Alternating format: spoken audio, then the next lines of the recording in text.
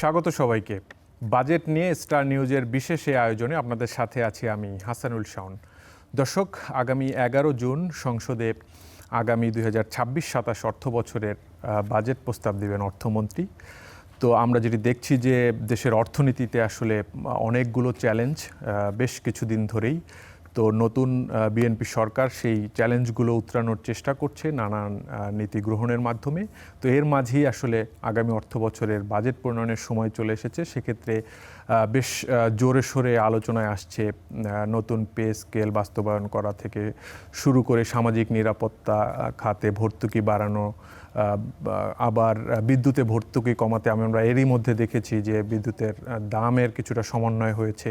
তো সার্বিকভাবে আসলে অর্থনীতির বেশিরভাগ সূচকই বেশ নেতিবাচক আমরা দেখছি। তো এই বাস্তবতায় অর্থনীতির সুরক্ষার জন্য বা পুনরুদ্ধারের জন্য কি নীতি সরকার নিতে পারে বা সরকারের করণীয় কি আগামী বাজেটের প্রণয়নের ক্ষেত্রে, এই বিষয়গুলো নিয়ে আজ আমরা বিস্তারিত আলোচনা করব। এই জন্য আমাদের সাথে আজ স্টুডিওতে আছেন দুজন অতিথি। আছেন ব্যবসায়ী সংগঠন বিকেএমই এর সভাপতি মোহাম্মদ হাতেম, আরও আছেন একজন বিশিষ্ট অর্থনীতিবিদ ডক্টর মোহাম্মদ ওমর ফারুক।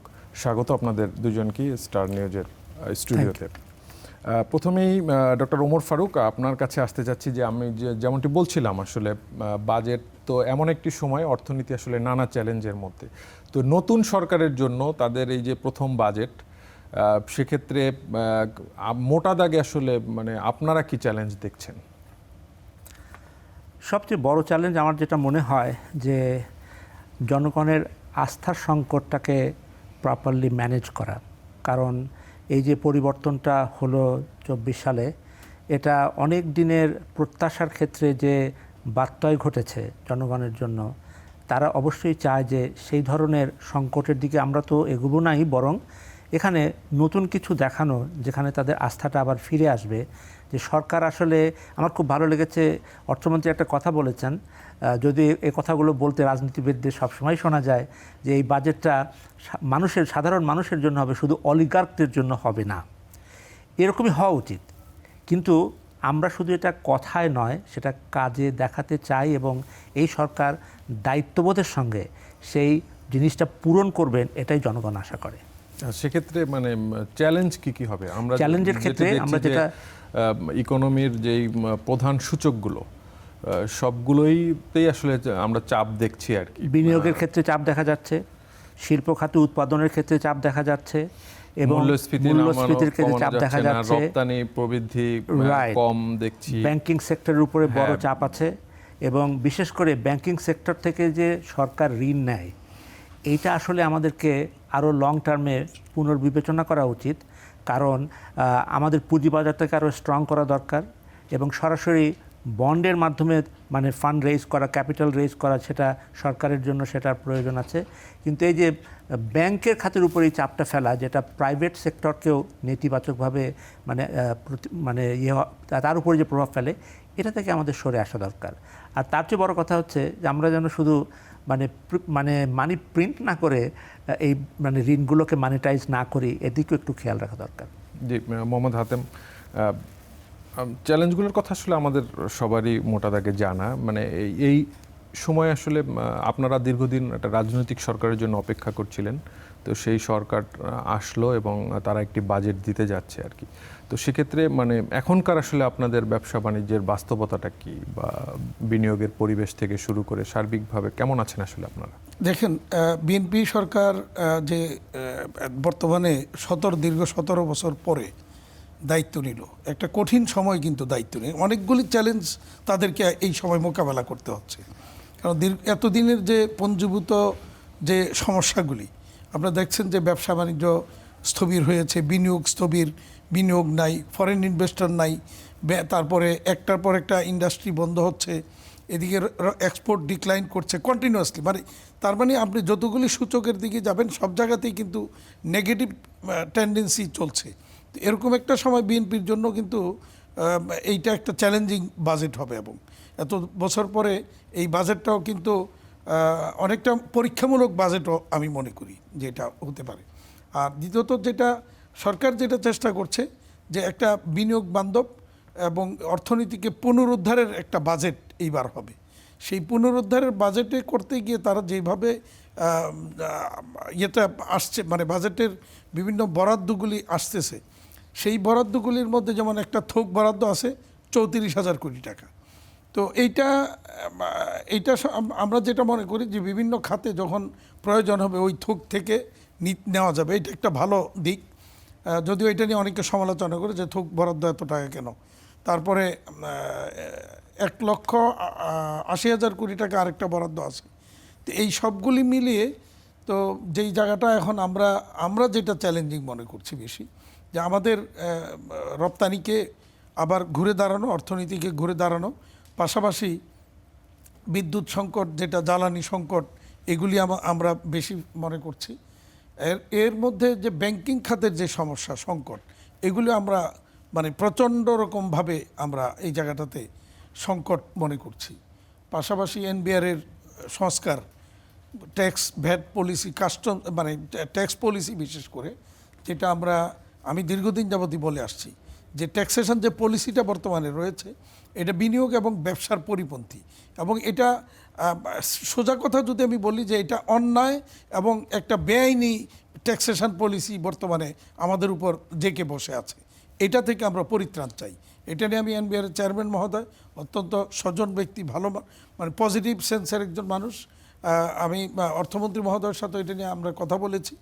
এখন আমরা আশাবাদী, মানে পলিসির মানে কোন জায়গাটা নিয়ে আপনার জায়গাটা যেমন ধরেন আমি যদি ট্যাক্সেশন পলিসির কথাটা বলি, যে এখানে অর্থনীতিবিদ স্যার আছেন, যেমন ধরেন আমার কাছ থেকে এক্সপোর্টের এআইটি নিচ্ছে, তো যখনই আপনি এআইটি নেবেন তখনই আবার পাল্টা থাকে যে আমি যখন রিটার্ন দাখিল করব তখন আমার যদি ট্যাক্স যতটুকু হবে ওইটা কর্তন করে বাকিটা আমাকে ফেরত দিবেন। কিন্তু বর্তমানে আইন দ্বারা ওই ফেরতটাকে রহিত করা হয়েছে। আবার আমাকে একই ফাইলের মধ্যে, এই বছরের মানে ফাইলের মধ্যে আপনি অন্য জায়গায় আমাকে আরও কিছু ট্যাক্স ধার্য করতেছেন, সেটা অন্যায়ভাবেই করতেছেন। ঠিক আছে, অন্যায়ভাবেও করলে আমি যখন বলছি যে আপনি আমার কাছে এআইটি যে অতিরিক্ত নিয়ে রাখছেন ওখান থেকে এটা অ্যাডজাস্ট করেন, সেখানে অ্যাডজাস্ট হবে না। ওইটা আবার নতুন করে আমাকে, একদিকে আপনি তো অনেক বেশি টাকা নিছেনই, আবার নতুন করে আমাকে যেটা আপনি ধার্য করতেছেন সেটাও আমাকে জমা দিতে হবে। নতুন করে ধার্যটা কোথায়? মনে করেন যদি এটা প্রপার্টিশিপ কনসার্ন হয় তাহলে ওখানে আপনাকে সারচার্জ ধরতেছে 30%। তাইলে এই বিশাল অঙ্ক 30% সারচার্জ, মানে আপনি যদি ওখানে 1 কোটি বা 1.5 কোটি টাকা নিয়ে রাখেন তাহলে 30%-এ 45 লাখ টাকা। নতুন করে আমাকে ওখানে কিন্তু আপনি বেশি নিয়ে রাখছেন, আমি যদি বলি এই 45 লাখ টাকা ওখানে অ্যাডজাস্ট করেন, সে অ্যাডজাস্টমেন্ট বন্ধ। আবার আমাকে আপনি কোথাও কোনোটা ডিসঅ্যালাউ করছেন, মানে ডিসিটি আমাকে একটা খরচ ডিসঅ্যালাউ করে ওইটার উপর আবার ওইটাকে পুরাটাকে প্রফিট হিসেবে গণ্য করছেন, করে সেটার উপর আবার 30% ট্যাক্স ধার্য করছে। এই যে জুলুম, অত্যাচার, এইটা থেকে আমরা রেহাই চাই। জি ডক্টর ওমর ফারুক, মানে ব্যবসা বান্ধব কর নীতি আসলে কি হওয়া উচিত, বা আমরা সেদিকে যেতে পারছি না কেন? এই যে একজন ব্যবসায়ী নেতা মাত্রই অভিযোগ করলেন বিষয়গুলো। আসলে যারা সৎ ব্যবসায়ী, যারা সততার মাধ্যমে তাদের ব্যবসাকে উপরে উঠাতে চায়, তারা ব্যবসায়ী হিসাবে বেঁচে থাকতে চায়, সফল হতে চায়, এটাই স্বাভাবিক যে একটা জাতি এবং রাষ্ট্র তাদেরকে সর্বোচ্চ সুযোগ সুবিধা দেবে। আমাদের একটা মৌলিক সমস্যা হচ্ছে এই যে আমাদের নৈতিকতার ক্ষেত্রে বড় একটা অভাব, এবং সেটা একেবারে সর্বপর্যায়ে এমনভাবে পৌঁছেছে যে বাজেট প্রণয়ন, বাজেট বাস্তবায়ন, এই সমস্ত যে সমস্ত ব্যয়ের খাতগুলো আছে সেগুলো থেকে শুরু করে এনবিআর সব কিছুতেই অনৈতিকতার একটা বড় মানে ছোবল পড়েছে, যেটা থেকে জাতিকে বের হয়ে আসতে হবে। এখন এই যে জনাব মোহাম্মদ হাতেব সাহেব যেটা বললেন, এটা খুবই বাস্তব কথা, যে আমরা যদি ব্যবসার ক্ষেত্রে চাই যে ব্যবসা বান্ধব হবে, এটার প্রমাণটা রাখতে হবে তো সেই ধরনের প্রভিশনগুলো রেখে, যাতে ব্যবসায়ীরা একটু হাফ ছেলে বাঁচতে পারে, যারা সৎভাবে ব্যবসা করে আর কি। সুতরাং এটা খুবই একটা বাস্তব দিক। এখানে সরকারের কোনো বিকল্প নেই। ব্যবসা খাত যদি ধস নামে এবং এটার যদি এই ধরনের নিম্নমুখী গতি থাকে, তাহলে এটা কারোর জন্যই কোনো সুখকর কিছু হবে না। আমরা অতীতে দেখেছি যে আস্থার সংকট একটা পর্যায়ে গেলে কি পরিণতি হয়, এটা আমাদের সবাইকে মাথায় রাখতে হবে। আমরা জাতি হিসাবে অনেক গতিশীল, আমাদের অনেক সম্ভাবনা আছে। জাতির নতুন সরকারকে নতুন একটা সুযোগ দিয়েছে ভালো কিছু করে দেখানোর জন্য। আমরা যা কিছু করি এখন সেই সংস্কারের ধারাটা যেন আমরা জারি রাখি এবং তার আলোকে আমরা বিভিন্ন স্টেপ নেই। কিন্তু এখন কেন যেন মনে হচ্ছে যে এই সংস্কারের যে দীর্ঘমেয়াদী যে বিষয়টা, সেটা থেকে কেন যেন আমরা দূরে সরে এসেছি। এটা আসলে কল্যাণকর হবে বলে মনে হয় না। জি, হাতেম ভাই, এই যে সংস্কার প্রসঙ্গ যেহেতু উঠলো, মানে আপনাদের সম্পৃক্ত যে জায়গাগুলো, সরকারি দপ্তরগুলো, ব্যাংকিং সেক্টর, এনবিআর, মানে সংস্কার কতটুকু দেখছেন আসলে? আচ্ছা, এটা নিয়ে আমরা খুব হতাশ। বিশেষ করে এনবিআর এর সংস্কার নিয়ে কিন্তু অনেক কথা আমরা শুনেছি, দেখেছি, উদ্যোগও নিতে দেখেছি, কিন্তু আলটিমেটলি এটা থমকে গেল কেন? প্রথমেই আমি বলবো যে ওখানে একটা অনৈতিক কাজ হচ্ছে, সেটা হচ্ছে যারা ট্যাক্স কালেক্টর তারাই আবার ওখানে, মানে যারা কালেক্টর তারাই আবার ওখানে পলিসি নির্ধারণ করছে, যেটা আমি মনে করি অনৈতিক। কারণ হচ্ছে যে আপনি যখন ট্যাক্স কালেকশানে থাকবেন তখন আপনি পলিসি নির্ধারণের ক্ষেত্রে যেইটা আমরা ফেস করতেছি, বিভিন্ন জায়গায় অস্পষ্টতা রেখে দেওয়া হয়। সেই অস্পষ্টতাগুলি ধরেই তারা সেখানে ব্যবসায়ীদেরকে নানাভাবে হেনস্থা করছে। তো এই জায়গাগুলি আপনি যদি ট্যাক্স মানে যারা পলিসি মেকিং করবে তারা সম্পূর্ণ একটা সেপারেট বডি হওয়া উচিত, এবং তাহলে তারা শুধু পলিসি মেক করে দিবে, আর এরপরে ওই পলিসি অনুযায়ী কালেক্টর যারা তারা কালেকশানে থাকবে। তাইলে সেখানে এই যে মানে সমস্যাগুলি অত বেশি থাকবে না, সেই জায়গাটা যেমন হওয়া উচিত। আবার ব্যাংকিং খাতে সংস্কার, এটা নিয়েও আমরা অনেক কথা শুনেছি। আমরা যেটা মনে করি এই মুহূর্তে ব্যাংকিং খাতের সংস্কারটা সবচেয়ে বেশি জরুরি। কারণ আপনি যদি দেখেন একটার পর একটা ইন্ডাস্ট্রি এখন যেগুলি বন্ধ হচ্ছে, এর অন্যতম কারণ হচ্ছে ব্যাংকের নানা রকমের অসহযোগিতা, তাদের নানা রকমের বাংলাদেশ ব্যাংকের কিছু পলিসিকে মানে কেন্দ্র করে ব্যাংকগুলি সেই অজুহাত দিয়ে নানাভাবে ব্যবসায়ীদেরকে বিভিন্নভাবে তাদেরকে অসহযোগিতা করছে, ফলে একটার পর একটা ইন্ডাস্ট্রি কিন্তু বন্ধ হচ্ছে। এখন এই জায়গাটাতে যেটা আমি বারবার বলার চেষ্টা, অসহযোগিতা কেন আমি বলছি যেমন মনে করেন আপনি 60,000 কোটি টাকার নতুন একটা বাজেট বরাদ্দ দিলেন, বরাদ্দ দিলেন নতুন মানে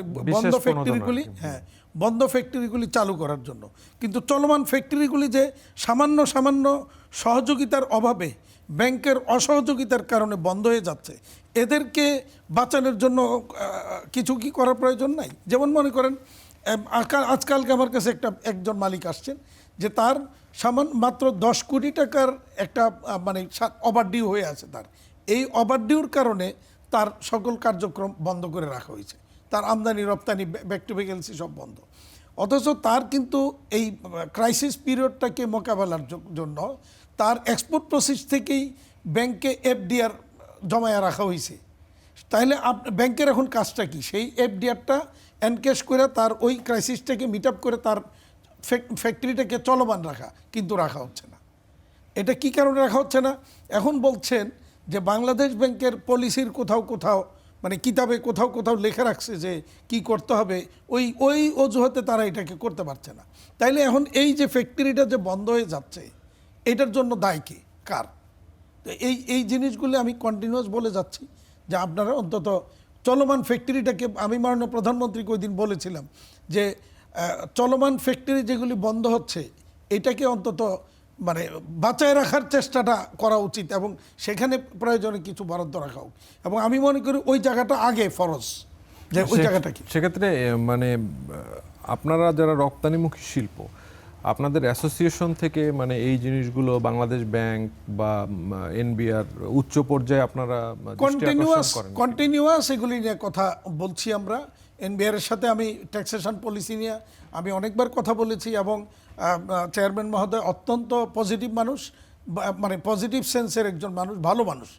তিনি বিষয়টাকে অনুধাবন করেছেন এবং বলছেন, কোনো একটা পর্যায়ে উনি বলেছেন যে হ্যাঁ এটা একটা কালো আইন, কিন্তু আমার কিছু করার নেই। তো কালো আইন যখন কিছু করার নাই, থাকবে না কেন, করতে হবে। আমরা তো ওই জায়গাটাতেই সবচেয়ে বেশি সাফারিংসে আসি, যে আপনি আমার কাছ থেকে মানে এবং সেখানে যেটা হচ্ছে, মনে করেন আমার কাছ থেকে 1.5 কোটি টাকা নিয়ে গেল এআইটি, এই টাকাটা যদি ফেরত না দেয়, তাহলে আমার লোকজন এখন কি করতেছে, ব্যাক ক্যালকুলেশন করে এই 1.5 কোটি টাকা যেহেতু ফেরতই পাবো না, তাহলে এইটাকে আমি ট্যাক্সেবল ফিগার বানানোর জন্য প্রফিট কত বানানো দরকার আমি সেটা বানাচ্ছি, একটা ফেক প্রফিট ব্যালেন্স শিট আমি বানাচ্ছি। বানাই আমি ওখানে একটা সে মনে করেন ওখানে 12.5 কোটি টাকা আমার প্রফিট হইলে পরে 1.5 কোটি টাকা আমার 12% ইয়েতে আমার 1.5 কোটি টাকাই হয়, তাহলে আমি সেখানে 12.5 কোটি টাকা একটা প্রফিট দেখাচ্ছি। বাস্তবে কিন্তু সেটা নাই, মানে কাজের গরু গোয়ালে নাই, কাগজে আছে। তো এখন আমি এনবিআর চেয়ারম্যান মহোদয়কে একদিন বললাম যে এরপরে 2-3 বছর পরে যদি আপনার ট্যাক্স ডিপার্টমেন্ট আমাকে বলে যে গত 3 বছরে তো আপনি 12.5 কোটি করে 36 কোটি প্রফিট করছেন, এটা কই আপনার তো ব্যাংক অ্যাকাউন্টেও নাই, কোথাও ইনভেস্টমেন্টও যায় নাই, তাহলে এই টাকা আপনি কি করছেন, তাহলে বিদেশ পাচার করছেন? এই উত্তর আমি কি দিব তখন? সেটার কোনো উত্তর নেই। আবার বাংলাদেশ ব্যাংকের রিস্ক ম্যানেজমেন্ট যে পলিসি, সেই পলিসির মধ্যে বলা আছে যে কোনো আমাকে যে ব্যবসায়ীকে ব্যাংক যে ফেসিলিটেশনটা দিচ্ছে, back to back facility and all others facility, তার বিপরীতে আমার যে ব্যালেন্স শিট, সেই ব্যালেন্স শিটে মিনিমাম স্কোর যদি 60% না হয়, তাহলে আমার সকল ওই ফেসিলিটি বন্ধ হয়ে যাবে। তো এখন আমি যদি প্রফিট কোনো কারণে লসও করি, প্রফিট নাও করতে পারি, তারপরেও আমাকে এই 2 কারণে আমাকে একটা ফেক ব্যালেন্স শিট বানিয়ে আমাকে প্রতি বছর জমা দিতে হচ্ছে। এইভাবে মানে একটা রাষ্ট্রের গুরুত্বপূর্ণ 2টা ডিপার্টমেন্ট যদি আমাদেরকে বাধ্য করে এই ধরনের ব্যালেন্স শিট বানাইতে, আমাদের যাওয়ার আর কোথাও কোনো জায়গা নাই কিন্তু। জি ডক্টর ওমর ফারুক, মানে এই আপনিও শুনছিলেন আসলে অভিযোগগুলো, মানে এই ইয়াগুলোর ক্ষেত্রে মানে এগুলো মিনিমাইজ করে ব্যবসা বান্ধব পরিবেশ তৈরির ক্ষেত্রে আসলে এই যে বড় 2টি সংস্থার কথা হাতেম ভাই বলছিলেন যে এনবিআর এবং বাংলাদেশ ব্যাংক, মানে আসলে করণীয় কি, বা সরকারেরই এক্ষেত্রে রাজনৈতিক কোনো সদিচ্ছার বিষয় আসে কিনা এই জায়গাগুলো ঠিক করার জন্য? এটা শুধু যে সদিচ্ছার বিষয় আমি তা বলবো না, তবে এখানে সমন্বয়হীনতা আছে। যে সমস্ত কি প্রতিষ্ঠানগুলো রয়েছে যেগুলো এই সমস্ত ব্যাপারে গুরুত্বপূর্ণ ভূমিকা পালন করে, এখানে যদি আমরা টিম হিসাবে কাজ না করি, হ্যাঁ চেক অ্যান্ড ব্যালেন্স তো থাকবেই, কিন্তু একটা জাতির উন্নয়নের জন্য আমরা সবাই একটা টিম, আমরা ভিন্ন ভিন্ন রোল প্লে করছি। কেউ রেগুলেটরি রোল প্লে করছে, কেউ অর্থায়নের ক্ষেত্রে রোল প্লে করছে, কেউ ব্যবসা বাণিজ্যের ক্ষেত্রে রোল প্লে করছে, যারা উৎপাদন করছে, শ্রমজীবী যারা আছে, সবারই একটা রোল, জাতি একটা টিম। কিন্তু এখন যেটা হয়েছে যে আমরা নিজেদের দায়িত্বগুলোকে এমনভাবে সংজ্ঞায়িত করেছি বা সংকীর্ণ পরিসরে করে নিয়েছি যে আমাদের এই যে ডিসিশন মেকিং, যেমন একটা কালো আইনের কথা উনি বললেন, যে দেশে কালো টাকা সহজেই সাদা করা যায়, সেখানে কালো আইনকে কেন সাদা আইন করা যাবে না বা এটা পরিবর্তন করা যাবে না, এটা সমন্বয়হীনতার একটা অভাব।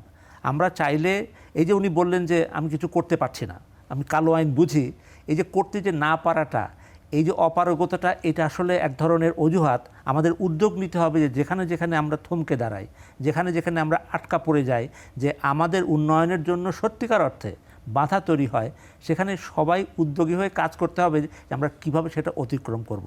এখনকার আমাদের একটা ডিফাইন্ড রোল আছে, সেই ডিফাইন্ড রোলের আলোকে আমরা আমাদের দায়িত্বটুকু পালন করছি।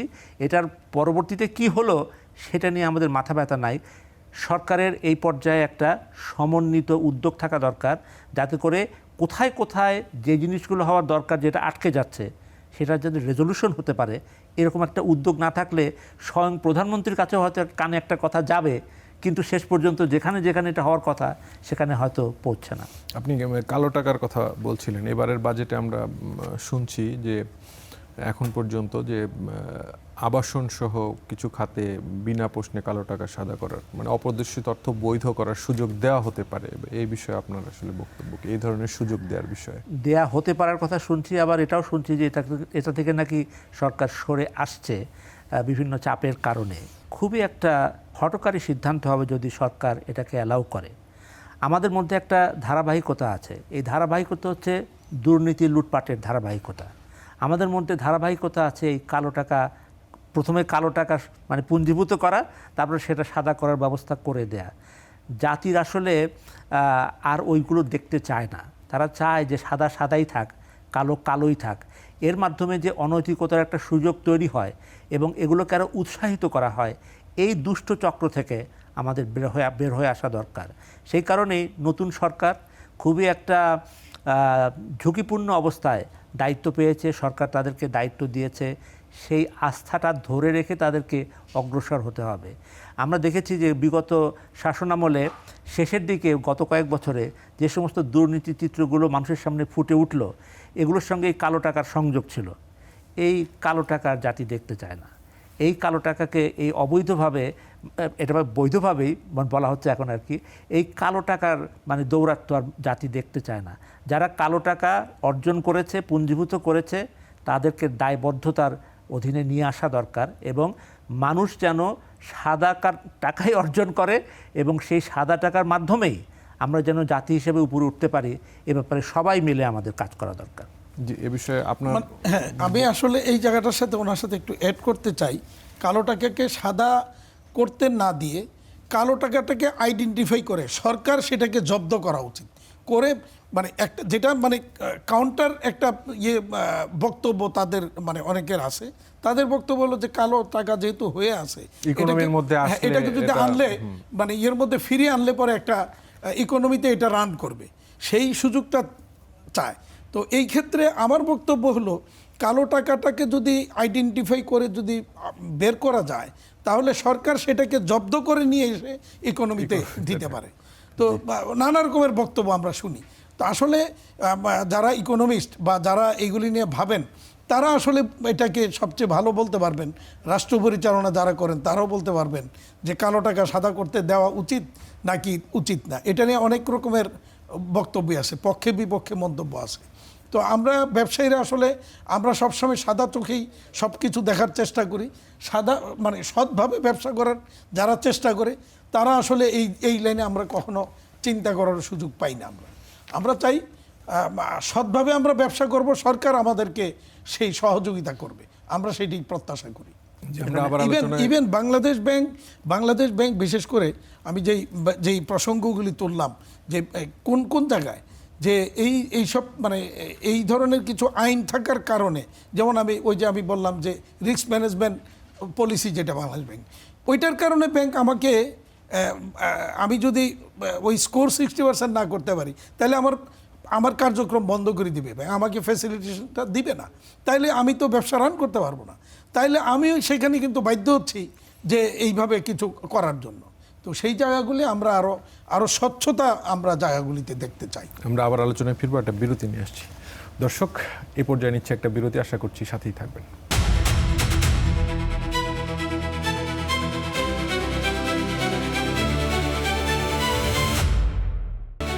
দর্শক, বিরতির পর আবার আমন্ত্রণ। আপনারা দেখছেন বাজেট নিয়ে স্টার নিউজের বিশেষ এই আয়োজন। ফিরছি আবার আলোচনায়। ডক্টর ওমর ফারুক, আসলে আমরা এখন পর্যন্ত যেটি শুনছি যে 9,30,000 কোটি টাকার মতো একটি বাজেট এই সরকার দিতে যাচ্ছে, যেখানে স্বাভাবিকভাবেই খরচের অঙ্কটা, যেহেতু ব্যয়ের অঙ্কটা অনেক বড়, আয়ের লক্ষ্যমাত্রাটাও একটা বড় লক্ষ্যমাত্রা দেওয়া হচ্ছে এনবিআরকে। কিন্তু আমরা যদি চলতি অর্থ বছরের বাস্তবতা দেখি, যে প্রথম 9 মাসে 1 লাখ কোটি টাকার বেশি ঘাটতি তাদের লক্ষ্যমাত্রার থেকে আদায়ে। তো এই জায়গাটা আসলে এই যে এত বড় বাজেট, অর্থনীতিতে নানা চ্যালেঞ্জ, রাজস্ব আমরা কাঙ্ক্ষিত পরিমাণে আদায় করতে পারছি না, এর মধ্যে আবার এত বড় একটা বাজেট, এত বড় বড় লক্ষ্যমাত্রা, মানে এই বিষয়টা আসলে আপনি কি কমেন্ট করবেন? আমি দুটো বিষয় একটু যোগ করতে চাই। একটা হচ্ছে যে আমাদের অনেক মানে দশকের ধারাবাহিকতাতে এটা আছে যে আমাদের প্রত্যেক বছরই আগের বছরের চেয়ে বাজেটটা বড় হতে হবে।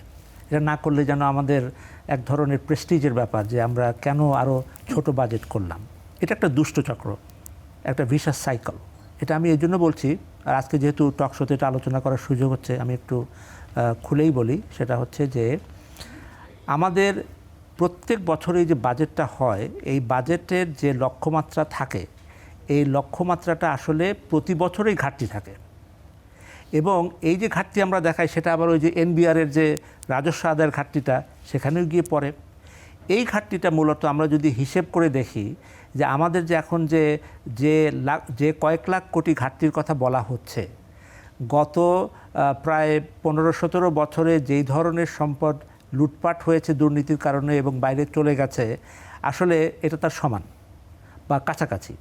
এটার তাৎপর্যটা কি? তাৎপর্যটা হচ্ছে এই যে আমরা বিদেশের কাছে ধর্ণা দেই, আমরা ব্যাংকিং সেক্টর থেকে ঋণ নিতে চাই, আমরা বিভিন্নভাবে আমাদের ব্যয়টা বাড়াতে চাই, কিন্তু আমাদের যে দুর্নীতিমুক্ত হওয়া দরকার সেটা যে একটা গুরুত্বপূর্ণ প্রায়োরিটি, এবং সেটা হলে এই ঘাটতি নয়, ঘাটতি থাকা এখানে মানে হয়ে দাঁড়াচ্ছে বাস্তবতায় যেটা লুটতরাজের ঘাটতি। আমাদের সেই দুষ্ট চক্র থেকে বের হয়ে আসতে হবে। এখন আরেকটা বিষয়, এই যে কালো টাকার ব্যাপারে যেটা আসলো, এটাও একই ধরনের। আমাদের কিছু দীর্ঘমেয়াদী কৌশল থাকা উচিত, কিছু নীতি থাকা উচিত। স্বল্প মেয়াদে আমাদের অনেক কিছু করতে হয় যেটা আমরা না করে উপায় থাকে না। কিন্তু দীর্ঘমেয়াদে যদি আমরা কালো টাকা থেকে বের হয়ে আসতে চাই, দীর্ঘমেয়াদে যদি আমরা বাস্তবসম্মত বাজেট দিতে চাই, তাহলে কোথাও না কোথাও এটা শুরু করতে হবে। আমরা ওই যে প্রতি বছরই আরও বড় বাজেট দেব, অথচ আমাদের প্রতি বছরই বাস্তবায়নই বাজেট হয় না, আর সেই লক্ষ্যমাত্রা পূরণ হয় না। এই যে গ্যাপটা, এই গ্যাপটাকে বন্ধ করে এটা থেকে বের হয়ে এসে বাস্তবসম্মত বাজেট দেওয়া দরকার, যেটা আমরা বাস্তবায়ন করতে পারবো, যেটা আমরা লক্ষ্যমাত্রা অর্জন করতে পারবো। এবং কোনো না কোনোবার তো আমাদের একবার দেখানো দরকার যে আমরা শুধু লক্ষ্যমাত্রা অর্জনই করতে পারি না, তার চেয়ে বেশিও ডেলিভার করতে পারি। যেখানে গত 50 বছরে একবারও আমরা সেই লক্ষ্যমাত্রা পূরণ করতে দেখাতে পারি না যে আমরা অর্জন করতে পেরেছি, এই বারবার এই বড় বড় বাজেটের এটা নিয়ে আমাদের নতুন করে ভাবা দরকার আছে। যারা যেখানেই নীতি নির্ধারণ করে আছেন, আমাদের নেতৃত্ব আছেন রাষ্ট্রীয় পর্যায়ে, তাদের বিষয়গুলো ভেবে দেখা দরকার যে এটা কি শুধু একটা মানে সেরিমোনিয়াল ব্যাপার, একটা সিলসিলার ব্যাপার, যে আমাদের এটা এইভাবে করা হয়েছে বলে করতে থাকবো, নাকি আমরা আসলে সমাধানমুখী হয়ে জাতির সামনে এমন কিছু উপহার দেয়া যেটা টেকসই হবে, বাস্তবসম্মত হবে, এবং জনগণ পরের বছর বলবে যে না, এই সরকার এমন একটা বাজেট দিয়েছিল যেটা তারা আসলে পূরণ করতে পেরেছে অথবা তার চেয়ে ভালো করতে পেরেছে। না হলে আবার সেই আগামী বছর মানে তার এখন পরের আসলে বছরগুলো যেই ফিগারগুলো আমরা শুনছি, রাজস্ব আদায়ের ক্ষেত্রে এনবিআর এর একটা অনেক বড় 6 লাখ কোটি টাকার বেশি একটি, মানে আসলে সক্ষমতা এনবিআর এর আছে কিনা? না, এনবিআর এর সক্ষমতা সেটা নেই বলা এটা যাবে না। তার কারণ হচ্ছে যে এখানেও তো দুর্নীতির ব্যাপার আছে। রাজস্ব আদায়ের ক্ষেত্রে আমাদের বেসটা আসলে খুব লো, এটা তো সবাই জানে যে আমাদের পুরো উপমহাদেশে বাংলাদেশ হচ্ছে সর্বনিম্ন পর্যায়ে রয়েছে, যে আমাদের যেই মানে ট্যাক্সেবল বেস যেটা আর কি, সেটা খুবই ন্যারো, এবং এটা আমাদের না মানে আরও বাড়ানোর কোনো কারণ নাই। কিন্তু আরও বড় যেটা হচ্ছে যে যারা আসলে ট্যাক্স দিতে পারে, যাদের ট্যাক্স দেওয়ার মতো ক্যাপাবিলিটি আছে, তাদের অনেকেই তো ট্যাক্স দিতে হয় না, বা যতটা দেওয়া দরকার তারা দেয় না। এই যেটা আমি নৈতিকতার কথা বলছিলাম, যে আমরা যদি দুর্নীতিমুক্ত না হতে পারি, তাহলে এই সমস্ত সমস্যাগুলো শুধু কাঠামোগত দিক থেকে কথায় বলে এগুলো সমাধান হবে না। এটা আসলে আমাদের একটা কালচারাল মানে বিরাট সংস্কার একটা দরকার, যেখানে সরকার সবাইকে নিয়ে এই যেখানে যেখানে সংস্কার করা দরকার সেটা দীর্ঘমেয়াদে করবে। আর হ্যাঁ, শর্ট টার্মে যদি কোনো কিছু অ্যাকোমোডেট করতে হয় সেটা ভিন্ন ব্যাপার। কিন্তু ওই যে কালো টাকার ব্যাপারেও শর্ট টার্মে একটা যুক্তি থাকতে পারে, যে আমরা যদি একটা অ্যালাউ করি তাহলে কিছু তো ফান্ড এখানে এলো, সেগুলো আমরা ব্যবহার করতে পারবো। কিন্তু একবার অ্যালাউ করে যদি সেটা ধারাবাহিকতা থাকেই, তাহলে আমরা যেটা অর্থনীতি বলি মোরাল হ্যাজার্ড, আপনি এমন একটা স্টেপ নিলেন যেটাকে তার উৎসাহিত করে নেগেটিভ কাজ করার জন্য, এই দুষ্ট চক্র থেকে বের হয়ে আসা মুশকিল। সুতরাং দীর্ঘমেয়াদে আমরা কি করব সেটা ভাবা উচিত। স্বল্প মেয়াদে আমাদের চেষ্টা করতে হবে আমরা যেন বাস্তবসম্মত পদক্ষেপ নিতে পারি। জি, মোহাম্মদ হাতেম, বড় লক্ষ্যমাত্রা এনবিআর এর সামনে, স্বাভাবিকভাবেই সাধারণ মানুষ এবং ব্যবসায়ীদের উপরেও এর একটা বড় খরচ আসতে পারে আগামী অর্থ। এখন পর্যন্ত অনেক কিছু শোনা যাচ্ছে, বিশেষ করে আপনাদের ক্ষেত্রে যদি বলি, অনেক সেক্টরের কর অবকাশ সুবিধা কমিয়ে আনা হবে, নতুন নতুন অনেক সেক্টরে বিভিন্নভাবে ভ্যাট সহ শুল্ক আরোপেরও কিছু পরিকল্পনার কথা আমরা শুনছি। কি কমেন্ট করবেন এই বিষয়ে? আমরা প্রতি বছরই বাজেটের সময় খুব শঙ্কিত থাকি যে এই বছরের বাজেটের আকার বাড়বে, মানে হচ্ছে এনবিআরকে রাজস্ব আহরণের লক্ষ্যমাত্রাটাও বাড়বে। তাহলে এনবিআর প্রথমত হলো যে এনবিআর তো ট্যাক্স নেটের আওতা বাড়াইতে পারে নাই। গত কয়েক বছর আমরা দেখেছি যে ট্যাক্স নেটের আওতা বাড়েনি। 1 কোটি লোকের উপরে টিন সার্টিফিকেট আছে 1 কোটি লোকের বা তার একটু বেশি, কিন্তু রিটার্ন দাখিল করে মাত্র 32 লক্ষ লোক। তাহলে বাকি এই যে এই 1 কোটি লোকের টিনধারী লোকের মধ্যে 32 লক্ষ লোক যদি রিটার্ন দাখিল করে, তো এই লোকগুলির উপরেই তো আপনার এই এই বর্ধিত বাজেট মানে রাজস্ব আহরণের যে লক্ষ্যমাত্রা এই চাপটা বাড়বে। তো এইটা নিয়ে আমরা শঙ্কিত। তো এখন যদি এনবিআর যদি ট্যাক্স নেটের আওতাটা বাড়াতে না পারে, যেটা আমি বলছিলাম যে 1 লক্ষ লোকের প্রত্যেককে যদি রিটার্ন দাখিল করাটা বাধ্যতামূলক করে দেয়, মানে 1 কোটি লোক যারা টিনধারী আছে, তাহলে অন্তত মিনিমাম তাদেরকে যদি দেওয়া হয় একটা মিনিমাম ফিগার, সে 1000 টাকা, 1000 টাকা দিয়া তাকে রিটার্ন দাখিল করতে হবে। এইটাও যদি করা হয় তাহলে অন্তত লোকগুলি, কিছু লোক মানে ট্যাক্স নেটের আওতাটা তাহলে রিটার্ন তো নীলও দাখিল, হ্যাঁ নীলও দাখিল করতে পারে, বাট নীল হইলো মিনিমাম একটা ফিগার দিয়া 1000 টাকা, তো এটা আজকে এটা কোনো ফিগারই না, কোনো ব্যাপারই না, দিয়ে সেই রিটার্নটা আমি মনে করি দাখিল করা উচিত, 1 নাম্বার। 2 নাম্বার হচ্ছে এই ট্যাক্স রিটার্ন দাখিলের টোটাল সিস্টেমটাকে অনলাইন ভিত্তিক করতে হবে। কোনোভাবেই ওই ট্যাক্স অফিসে যাওয়ার ব্যবস্থাটা রাখা যাবে না। এই চলতি অর্থ বছর থেকে আমরা সেটা যদি করা যায়, কারণ ট্যাক্স অফিসে যাওয়ার কথা শুনলেই মানুষ আতঙ্কিত হয়, কারণ ওখানেই তাদেরকে নানাভাবে নিগৃহীত করা হয়। তো সেই জায়গাটাকে যদি মানুষকে আশ্বস্ত করা যায় যে অনলাইনে রিটার্ন দাখিল করবে, তাইলে অনেকেই হয়তো রিটার্নটা দাখিল করবে, মিনিমাম একটা ফিগার দিয়ে দিল, 5000 হোক, 1000 হোক, 10,000 হোক, একটা দিয়ে তাদেরকে যদি ওই ব্যবস্থাটা রাখে, তাহলে এখানে কিন্তু একটা প্রথমে হলো ট্যাক্স নেটের আওতাটা বাড়বে, তাহলে সেইখানে একটা ফিগার আসতে পারে। দ্বিতীয়ত হলো যে আপনার এই যে আরেকটা উদ্যোগ যেটা আমরা শুনতে পাচ্ছি, যে আপনার অটোগুলিকে, এখন যে অটো মানে যেটাকে আমরা বাংলার টেসলার বলি, এই টেসলারগুলি যে মানে বিভিন্ন জায়গায় চলছে, মানে লক্ষ লক্ষ এরকম গাড়ি চলতেছে বিভিন্ন জায়গায়, এরা কিন্তু কোনো প্রকার রেজিস্ট্রেশনের মধ্যে নাই, কোনো প্রকার সিস্টেমের মধ্যে এরা নাই। এদেরকে যদি একটা সিস্টেমে আনা যায়, এনে একটা লাইসেন্স দিয়ে দেওয়া যায়, অন্তত মিনিমাম একটা ট্যাক্স সেখান থেকে যদি বছরে আনা যায়, তাহলে এটাও হইতে পারে। এরকম বিভিন্ন খাতে যদি ট্যাক্সেশনের মানে নেটের আওতাটা বাড়ানো হয়, তাইলে সম্ভব যে আবার যেটা শুনছি যে প্রায় 6.5 লক্ষ থেকে 7 লক্ষ কোটি টাকার 6,90,000 কোটি 95,000 কোটি টাকার একটা রাজস্ব আহরণ লক্ষ্যমাত্রা আসতেছে, যেটা আমরা মনে করি কোনোভাবেই অ্যাচিভ করা যাবে না বর্তমান সিস্টেমে। কারণ এই বছরও 5.5 লক্ষ কোটি টাকার যে বাজেট, সেই রাজস্ব আহরণের লক্ষ্যমাত্রা যেটা ছিল সেটা থেকে অনেক পিছিয়ে আছে এনবিআর। তো সেই ক্ষেত্রে আগামী বছর এরকম পিছিয়ে থাকবে, তাহলে সেখানে আমরা এই জায়গাটা নিয়ে যেই কটা লোক ট্যাক্স নেটের আওতায় আছে তাদের উপর চাপটা বাড়বে বলে আমরা শঙ্কিত। এমনি কর অবকাশ সুবিধা কমিয়ে আনার বিষয় আসলে কর অবকাশটা কোথায় কোথায় আছে এখন আমরা তো দেখি না আমাদের কিছু শিল্পের ক্ষেত্রে। হ্যাঁ, কিছু কিছু নতুন সেক্টরকে যদি উৎসাহিত করার জন্য সেইখানে থাকে, সেই জায়গাটা আমার মনে হয় সেই জায়গাটা উৎসাহিত করার জন্য রাখতে পারে, অথবা সেই জায়গায় ওই যে থোক বরাদ্দ, কোনো একটা বরাদ্দ রেখে সেই জায়গাটাকে যদি নার্সিং করা যায়, তাহলে সেইটাও একটা উদ্যোগ হতে পারে। তবে আমরা মনে করি যে কর অবকাশ সুবিধাটা লং রানে রাখাটা ঠিক হবে না সেই জায়গাটা। আর আরেকটা জিনিস আপনি দেখেন, আমাদের সেক্টর নিয়ে যদি আমরা বলি, আমাদের বর্তমানে কর্পোরেট ট্যাক্স রেটটা হচ্ছে 12%, কিন্তু আমি যে উদাহরণগুলি এর আগে দিলাম, যে আমার থেকে যে এআইটি নিচ্ছে ওইটা আর ফেরত দেয় না, তাহলে আমার ট্যাক্স রেটের হার কত? মানে আমার যদি সে মনে করেন আমার কাছ থেকে 1.5 কোটি টাকা নিছে, আমার 1 কোটি টাকা প্রফিট হয়েছে, পাওয়ার কথা সরকার 12 লাখ টাকা, যে আরও যে 1,38,00,000 বেশি নিয়ে রাখছে, সেইটা যদি ফেরত না দেয়, তাহলে আমার ট্যাক্স রেটের হার তো আর 12% থাকছে না। তো এই জিনিসগুলিকে আমার মনে হয় একটু এনবিআরকে খতিয়ে দেখা দরকার।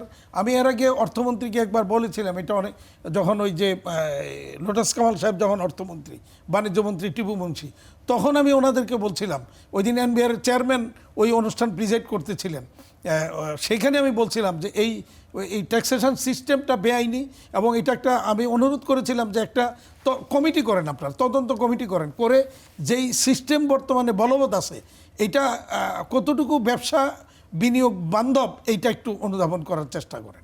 আমি আবারও অনুরোধ করব যে এই জায়গাটা একটু সিস্টেমটাকে খতিয়ে দেখা দরকার। জি, ডক্টর ওমর ফারুক, স্বাভাবিকভাবেই করের চাপ যদি এনবিআর দেয় সাধারণ মানুষের উপরে, বিশেষ করে মধ্যবিত্ত নিম্নবিত্তদের উপরে নানাভাবে আসলে এই চাপটা এসে পড়বে? মানে এখন আমরা দেখছি যে দীর্ঘদিন ধরেই আসলে মূল্যস্ফীতি একটা উচ্চ পর্যায়ে অবস্থান করছে, সাধারণ মানুষের আয়ের তুলনায় ব্যয়ের পাল্লাটা অনেক ভারী। তো সেই জায়গায় মানে সরকারেরই বা করণীয় কি এক্ষেত্রে, আর সাধারণ মানুষের তো করণীয় কিছু থাকেই না এসব ক্ষেত্রে? এখানে একটা উল্লেখযোগ্য দিক হচ্ছে যে আমাদের ইকোনমিতে কিন্তু একটা মানে বিরাট অংশ ইনফর্মাল ইকোনমি আমরা যেটা বলি, যেটা আসলে এই যে রাজস্ব সিস্টেমের মধ্যেই আসে না। কাজকর্ম হচ্ছে, লেনদেন হচ্ছে, কিছু কিছু মুনাফা যে হচ্ছে না তা তো না, সে মুনাফা হয় বলেই তো তারা এগুলো করছে, বা বিভিন্ন কর্মজীবী তারা আছে। এই যে ইনফর্মাল ইকোনমিতে আসলে প্রচুর সম্ভাবনা আছে আরও রাজস্ব আদায় করার, কিন্তু আমরা এটার থেকে উত্তরণ করতে হলে আমাদের সিস্টেমটাকে, শুধু সিস্টেম না, আমাদের ইনফ্রাস্ট্রাকচার, আমাদের মধ্যে যে প্রযুক্তিগত দিক আছে তাদেরকে সিস্টেমের আওতায় আনা, সেটা যদি না হয় তাহলে যে বিভিন্ন জায়গায় যে ইনফর্মাল ইকোনমি যেটা আছে এটার একটা বিরাট অংশ আমরা এই রাজস্ব সিস্টেমের বাইরে থেকে যাই। এই দিকটাও আমাদের মানে দেখা দরকার যে কিভাবে আমরা ইনফর্মাল ইকোনমিটাকে আরও বেশিরভাগ অংশটা ফর্মাল ইকোনমির অংশ আমরা নিয়ে আসতে পারি। আর এখানে যে প্রসঙ্গটা আনা হয়েছে যে আসলে যেই সমস্ত ক্ষেত্রে কর আদায়ের বিষয়ে দেখা যায় যে হ্যাঁ, এটা আসলে অনেকের উপরে চাপ পড়ছে যেটা আসলে ফেয়ার না।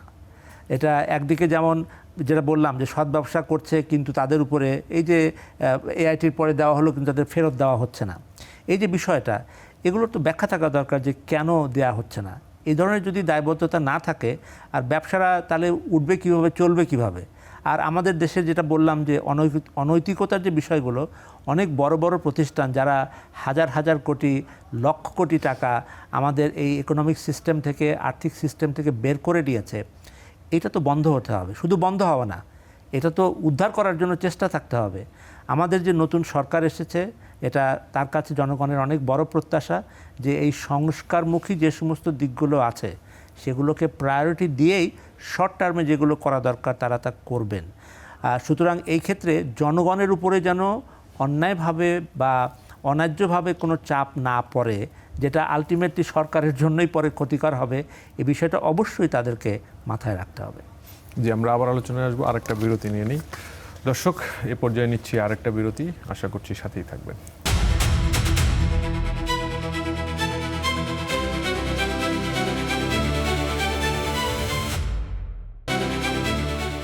দর্শক, বিরতির পর আবারও আমন্ত্রণ। আপনারা দেখছেন বাজেট নিয়ে স্টার নিউজের বিশেষ এই আয়োজন। আবারও ফিরছি আলোচনায়। মোহাম্মদ হাতেম, আপনার কাছে একটা বিষয় জানতে চাই যে আসলে কর্মসংস্থান এবং বিনিয়োগ, আমরা বেশ কয়েক বছর ধরে একটা স্থবিরতা দেখেছি, বিশেষ করে 5 আগস্ট পরবর্তী সময়ে। তো এরপরে তো রাজনৈতিক সরকার আসলো। তো আসলে এখনকার পরিস্থিতিটা কি? নতুন বিনিয়োগ হচ্ছে কি না, বা সামনের বাজেটে এই বিনিয়োগকে উৎসাহিত করার জন্য সরকার কিছু করতে পারে কিনা? আমরা আশাবাদী যে এই বাজেটে অর্থনীতিকে পুনরুদ্ধার করার জন্য, কর্মচাঞ্চল্য ফিরে আনার জন্য একটা মানে ব্যবসার মুখী একটা বাজেট হবে, এটা আমরা আশাবাদী। যদি হয়, এখনো পর্যন্ত কিন্তু আমরা বিনিয়োগমুখী কোনো অবস্থান কিন্তু আমরা লক্ষ্য করছি না, এবং বিনিয়োগের পরিবেশও নেই। পরিবেশ নেই কেন? অনেকগুলি কারণ। আমরা অনেক দিন যাবতই বলে আসছি, বিশেষ করে গত ইন্টারিম গভর্নমেন্টের পুরো সময়টাই আমরা বলছি। 1 নম্বরে আমরা বলেছিলাম জ্বালানি সংকটের সমাধান করা। 2 নম্বরে হচ্ছে আমাদের যে কাস্টমস বা এনবিআরের যে সমস্যাগুলি সমাধান করা, ব্যাংকিং সিস্টেমের সমস্যাগুলি সমাধান করা, আর আইন শৃঙ্খলা। তো এই জায়গাগুলি কিন্তু এখনও নড়বড়ে অবস্থায় আছে। তো এই জায়গাগুলিকে যদি আমরা স্ট্রেংথেন করা যায়, বিশেষ করে আইন শৃঙ্খলার জিরো টলারেন্স আনতে হবে, এবং এই ট্যাক্সেশন সিস্টেম বা এনবিআর বা কাস্টমসের নানা সিস্টেম, ব্যাংকিং সিস্টেমগুলি, এইগুলিকে যদি ঠিক করা যায় তাহলে বিনিয়োগের একটা পরিবেশ হয়তো ফিরে আসবে। এখনও পর্যন্ত আমরা সেটা দেখছি না। যেমন ধরেন, আমি বিনিয়োগ করব, আমাকে কি সরকার গ্যাস দিতে পারবে? এটা কোনো সম্ভাবনা নাই। তো গ্যাস না দিলে আমি তাহলে বিনিয়োগ, তাহলে অল্টারনেটিভ কি আমার? গ্যাসের বিকল্প আমাকে তাহলে অল্টারনেটিভে কোনো একটা সিস্টেম, এটাকে সরকারকেই ফেসিলিটেট করতে হবে। তো সরকার যদি সেটা ফেসিলিটেট করতে না পারে তাহলে বিনিয়োগ আসবে না। ইভেন ধরেন গত বছর 1-1.5 বছর আগে একটা বিনিয়োগ সামিট হয়েছিল, মনে আছে আপনাদের? আমি বলি এটা অত্যন্ত চমৎকার একটা বিনিয়োগ সামিট হয়েছিল। সেখানে অনেক বিনিয়োগকারী বিদেশি আসছিল, কিন্তু আলটিমেটলি এটার রেজাল্ট কিন্তু আমরা তেমন কিছু পাই নাই কেন? যে বিনিয়োগকারী, আমরা এরপরও অনেক আসছে, আমার বিশেষ করে আমার সাথে বিকেএমই অফিসে গিয়ে অনেক চাইনিজ ডেলিগেশন অনেকে আসছে, দেখা করেছে, কথা বলেছে। তো আলটিমেটলি তারা কেন শেষ পর্যন্ত আমরা বিনিয়োগে পাইলাম না, কারণ হচ্ছে তারা তো এসে দেখছে যে এখানকার লোকাল যারা বিনিয়োগকারী তারা কি ভালো আছে কিনা। তো আমরা তো ভালো ছিলাম না, এখনও ভালো নাই আমরা। তো এই যখন দেখবে ভালো নাই এবং ভালো না থাকার কারণে নানা রকমের এই পলিসিগুলি দায়ী, তখন অটোমেটিক্যালি বাইরের কোনো বিনিয়োগ উৎসাহিত হবে না। আর আমরা যারা লোকালি আসি, আমরাও নতুন করে যে এক্সপানশনে যাব সেই সাহস আমরা পাচ্ছি না। বরঞ্চ পরিস্থিতি এমন দাঁড়িয়েছে, এখন যদি খালি আমাদেরকে সরকার বলে যে ঠিক আছে তোমাকে একটা সেফ এক্সিট তৈরি করে দিতেছি, তুমি যদি ইচ্ছা করো চলে যেতে পারো, তাহলে 4 রাকাত নফল নামাজ পড়ে কালকেই কমো আল্লাহ হাফেজ চলে যাওয়ার মানে চেষ্টা করব। পরিস্থিতি এরকম। জি ডক্টর ওমর ফারুক, মানে এই তিক্ততা শুনলেন আসলে, মানে এই বিষয়ে এই কথাটাই আমি আবার এই বলতে পরিস্থিতি চাই আসলে যে আমরা মানে উত্তরণটা কিভাবে করতে আমাদের উত্তরণের জন্য যেটা দরকার, এতদিন বলা হচ্ছিল রাজনৈতিক সরকার আসলে বিনিয়োগ আসবে, কিন্তু এবং রাজনৈতিক ব্যবসায়ীদের সরকার আসলে অভিজ্ঞতা- সব সমস্যার মানে সমাধানের পথ সুগম হবে, এটা আমরা শুনেছি। এবং রাজনৈতিক সরকারের দরকার ছিল, কিন্তু রাজনৈতিক সরকারের দরকার ছিল শুধু রাজনৈতিক সরকারের জন্য না, বরং তারা জনগণের ম্যান্ডেট নিয়ে যে সংস্কারগুলো হওয়া দরকার সেগুলো তারা এগিয়ে নেবেন। কিন্তু আমি যেটা আগেও বলেছি যে সেই সংস্কারের ধারাবাহিকতায় আমরা একটা ছন্দপতন দেখতে পাচ্ছি। এই যে যেমন যে সমস্ত কমিটমেন্টগুলো করা হয়েছে বিভিন্ন ব্যয়ের ক্ষেত্রে, এই যে মানে বিভিন্ন সাপোর্ট দেওয়া কার্ডের মাধ্যমে এগুলো আর কি, এগুলোতে কিন্তু কোনো কর্মসংস্থান হবে না। এগুলো এক ধরনের ইনকাম সাপোর্ট, সেটা ঠিক আছে, কিন্তু দীর্ঘমেয়াদে এগুলোর কোনো সমাধান না, যদি না সেগুলোর জন্য উৎপাদনমুখী একটা ব্যবস্থা থেকে আমরা আরও বেশি রাজস্ব আদায় করতে পারি, যার সাথে সেগুলো সাপোর্ট করা যেতে পারে। এখন ভোটের সময় কোন জিনিসগুলো কাজ হয় যা বললে আর কি সেটা একটা জিনিস, কিন্তু বাস্তবে এগুলোকে সমস্যার সমাধানে পরিণত করাটা অন্য জিনিস। এখন আমাদের এই যে কর্মসংস্থানের বিষয়গুলো, আমাদের পুরো জিনিসটা এতটাই জটিল। আমি দীর্ঘদিন মধ্যপ্রাচ্যে কাজ করেছি, সেখানে এখন শ্রমশক্তি আর রপ্তানি করা যাচ্ছে না, নতুন আর বাংলাদেশি শ্রমিকদেরকে নিয়োগ দেওয়া যাচ্ছে না, কারণ তারা এমন পর্যায়ে পৌঁছেছে আমাদের কোনো সার্টিফিকেট, কোনো ডকুমেন্টের উপরে তাদের কোনো আস্থা নাই। আমরা পাসপোর্ট থেকে শুরু করে জন্ম নিবন্ধন থেকে শুরু করে আমাদের যা কিছু ডকুমেন্ট, স্কিল সার্টিফিকেট, তারপরে এডুকেশনাল সার্টিফিকেট, হেলথ সার্টিফিকেট, কোনো কিছুর উপরে তাদের কোনো কনফিডেন্স নাই। মানে বিশ্বের বাজারে আমরা যেখানে যেখানে দেখতে পাচ্ছি যে তারা বিভিন্ন লোকজনদেরকে, মাইগ্রেন্ট লেবারকে অ্যালাউ করছে, সেখানে অনেক জায়গায় কিন্তু এখন সংকুচিত হয়ে আসছে বিভিন্ন কারণে। তা আমাদের একটা কনফিডেন্সের জায়গা তৈরি করতে হবে যেখানে গুণগত মানের উপরে গুরুত্ব দিতে হবে। আমরা যা কিছু করি, এই যে বাজেট বড় হোক ছোট হোক, সেটার গুণগত দিকটা কিন্তু আমরা আলোচনাই করি নাই। আপনি শিক্ষাক্ষেত্রে যতই ব্যয় বাড়ান বা যেটাই দেন, আমাদের শিক্ষার গুণগত দিকটা কী, এটার কার্যকারিতা কী? আমরা যদি এমন সমস্ত গ্রাজুয়েট পুল তৈরি করি যারা আসলে কর্মসংস্থানের জন্য তৈরি হয়ে উঠছে না, ইউনিভার্সিটি বাড়ছে, শিক্ষার্থীরা বাড়ছে, গ্রাজুয়েটরা বাড়ছে, কিন্তু সেটার জন্য বিনিয়োগও বাড়ছে না, সেটার জন্য কর্মক্ষম জনশক্তিও বাড়ছে না। আর আমরা যে সমস্ত জনশক্তিকে বাইরে পাঠিয়ে দেয়, এটা কিন্তু বেশিরভাগ হচ্ছে অদক্ষ জনশক্তি। তো পুরো জিনিসটা একটা গোলমেলে অবস্থায় আছে। এটার জন্যই এই যে সমন্বয় দরকার, দীর্ঘমেয়াদে আমাদের একটা আস্থার জায়গা তৈরি করা দরকার, এবং সংস্কারের প্রক্রিয়ায় আমাদের অটল থাকতে হবে। যদি এই সংস্কার প্রক্রিয়া ব্যাহত হয়, তাহলে এখন যে সমস্ত কার্যক্রম নেওয়া হচ্ছে এগুলোর উপরে দেখা যাবে কিছুদিন পরে হয়তো আর জাতীয় আস্থা নাও রাখতে পারে আর কি। সেক্ষেত্রে উন্নয়ন বাজেটের কথা যদি আমরা বলি, আমরা দেখেছি যে 3 লাখ কোটি টাকার একটি এডিপি নিয়েছে নতুন সরকার আগামী অর্থ বছরের জন্য। কিছু প্রকল্প অগ্রাধিকারে থাকছে। তো এই অবকাঠামো সহ এই যে উন্নয়নে যে সরকারের বরাদ্দ বা প্রাধান্য, মানে সেক্ষেত্রে এই অর্থনীতির নানা ক্রাইসিসের মধ্যে মানে আগামী অর্থ বছরের সরকারের অবস্থানটা কি হওয়া উচিত আসলে? প্রথম কথা হচ্ছে যে যেটাই তারা বরাদ্দ দিক, যেটাই বাজেট ইয়ে করুক, এটার জন্য গুণগতভাবে সঠিকভাবে বাস্তবায়ন হয়, প্রায়োরিটি অনুযায়ী বাস্তবায়ন হয়। কিন্তু আমরা অতীতে যেটা দেখে এসেছি যে উন্নয়ন মানেই হচ্ছে যেন লুটপাটের একটা মহোৎসব। আমাদের উন্নয়নের যে বাজেট, সেটা উন্নয়নের জন্য হতে হবে, এবং সেটা কোয়ান্টিটেটিভলি এবং কোয়ালিটেটিভলি এই দুটোকে সামনে রেখে করতে হবে। কিন্তু আমরা এখনও পর্যন্ত সেই সিগন্যালটা পরিষ্কার হচ্ছে না। যদিও অর্থমন্ত্রী অনেকগুলো কথা বলছেন, সেগুলো খুবই ইতিবাচক, কিন্তু আমি যেটা আগে বলেছি, ইতিবাচক কথা জাতি অনেক শুনেছে, তারা আরও শুনতে চায়, কিন্তু ইতিবাচক কথার সমান্তরালে যেন কাজগুলো সেরকম হয়, সেটার প্রতিফলন হয়, জাতি সেটার জন্য তাকিয়ে আছে। জি মোহাম্মদ হাতিব, আপনি বলছিলেন জ্বালানি সেক্টরের কথা ইনভেস্টমেন্ট ইস্যুতে, তো সেক্ষেত্রে অবকাঠামো উন্নয়ন তো একটা ধারাবাহিকভাবে আমাদের দেশে হয়ে আসছে। তো সেই জায়গাটায় পোর্ট থেকে শুরু করে বা এই যে গ্যাস বিদ্যুতের ক্ষেত্রেও মানে এই উন্নয়নটা আসলে কেমন দেখছেন আপনারা, বা আসলে সেই জায়গাটা আপনাদের প্রত্যাশা কি? আর যেহেতু এখন মধ্যপ্রাচ্য ইস্যুতে জ্বালানির এক ধরনের পুরো বিশ্বব্যাপী আসলে জ্বালানির বাজারটা একটু টালমাটাল, তো সেই জায়গাটায় তো সামনের দিনে চ্যালেঞ্জ আরও বাড়তে পারে আমাদের জন্য আর কি। তো এই জায়গাটায় সরকারের প্রতি আপনাদের কোনো আহ্বান বা পরামর্শ আছে কিনা? আমরা এই জায়গার ব্যাপারে, যা বিশেষ করে জ্বালানি সংকট সমাধানের ব্যাপারে, আমরা গত মানে আগের আওয়ামী লীগ সরকারের 15 বছর একেবারেই দেশীয় উৎস থেকে গ্যাস আহরণ বা অনুসন্ধান টোটালি বন্ধ ছিল। কেন বন্ধ ছিল সেটাও বুঝতেই পারছেন, কারণ যত আমদানি যত বেশি করা যাবে তত লাভ বেশি হবে, কমিশন বাণিজ্যটা ওখানে ভালো হবে, যার কারণে ওই জায়গা থেকে তারা মানে সরে গেছিল। তো আমরা এই সরকারকে আহ্বান জানিয়েছি শুরু থেকেই, ইন্টারিম গভর্নমেন্টের সময় বলেছিলাম ওই জায়গাটাতে স্ট্রেংথেন করার জন্য আমাদের দেশীয় উৎস থেকে গ্যাস আহরণের বা অনুসন্ধানের ব্যবস্থা করা। 2 নম্বর হচ্ছে যে অন্তত প্রতি মাসে এখন যে ঘাটতিটা আছে, এই ঘাটতিটা পূরণের জন্য যে বাইরে থেকে আমদানি অল্টারনেটিভ, আমার কাতারের সাথে একটা চুক্তি ছিল, সেই চুক্তির বাইরেও গিয়ে আমরা যদি অন্য কোথাও থেকেও যদি চুক্তি করে গ্যাস আনতে পারি, সেটাকেও আনা যেতে পারে, এলএনজি যেটা আমদানি করা হয়েছে। অন্তত ইন্ডাস্ট্রিয়ালাইজেশনের জন্য, কর্মসংস্থানের জন্য এইটা অত্যন্ত জরুরি। 2 নম্বর হচ্ছে যে বিদ্যুৎ, যে কোয়ালিটি বিদ্যুৎ, আমরা কিন্তু আজও পর্যন্ত কোয়ালিটি বিদ্যুৎ কিন্তু কখনই পাই নাই, যার কারণে আমাকে ক্যাপটিভ পাওয়ারে যেতে হয়েছে।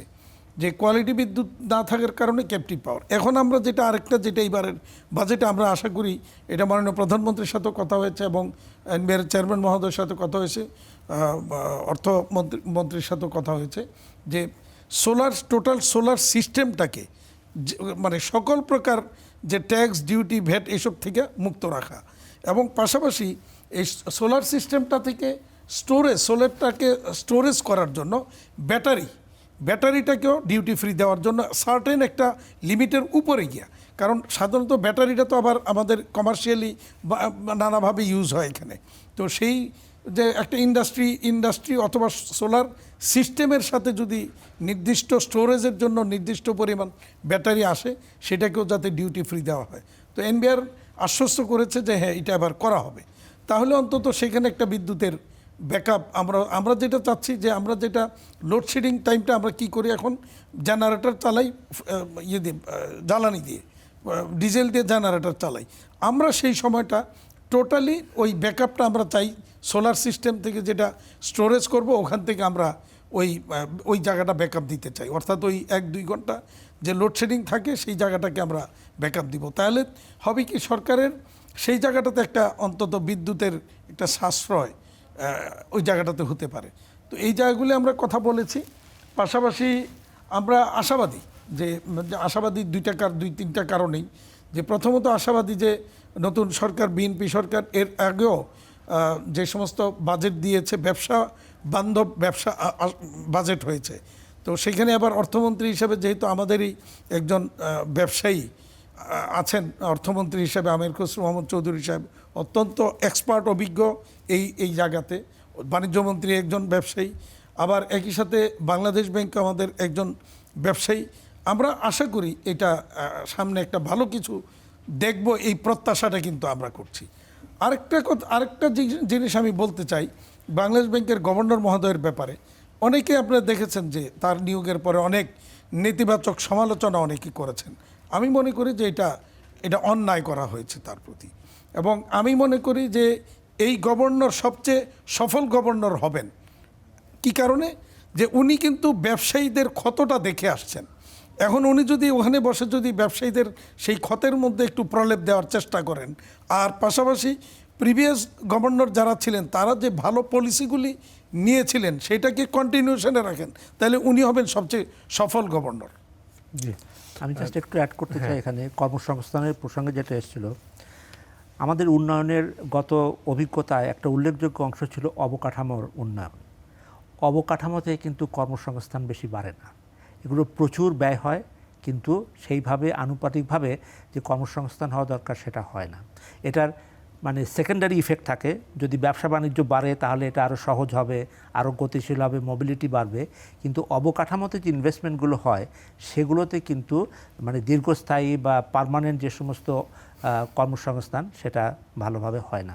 আরেকটা বিষয় হচ্ছে যে এই অবকাঠামোর যে উন্নয়নের এখানেই কিন্তু লুটতরা সবচেয়ে বেশি হয়েছে। আমাদের দুটো দিকে খেয়াল রাখতে হবে যে আগামীতে আমরা এমন সমস্ত প্রজেক্ট না নেই যে প্রজেক্টগুলোতে কর্মসংস্থানও কম হবে, আবার বিভিন্ন ধরনের অনৈতিকতার সুযোগও থাকবে। এ থেকে আমরা যেন বের হয়ে আসতে পারি, তাহলে সেই পরিবেশ তৈরি হবে যেটা এই যে ব্যবসায়ী ভাই বলছেন আর কি, যে তাহলে আমরা সেই ধরনের পরিবেশ পাবো যেখানে ব্যবসা বিনিয়োগ হবে, আমাদের কর্মসংস্থানও হবে এবং আমাদের জাতি এগিয়ে যাবে ইনশাআল্লাহ। আচ্ছা, আপনি ফ্যামিলি কার্ড প্রসঙ্গে কথা বলছিলেন। আমরা যদি দেখি যে